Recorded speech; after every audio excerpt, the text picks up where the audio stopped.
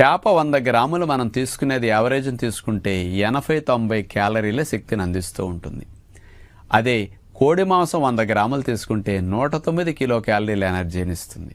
మేక మాంసం 118 కిలో క్యాలరీల శక్తిని ఇస్తుంది. ఈ మూడిట్లో ఉన్న బలం ఎంత?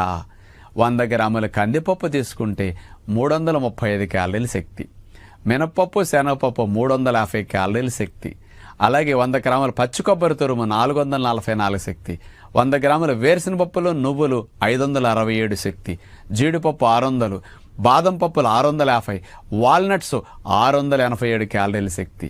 అంటే పుచ్చగింజల పప్పు 628 క్యాలరీల శక్తి.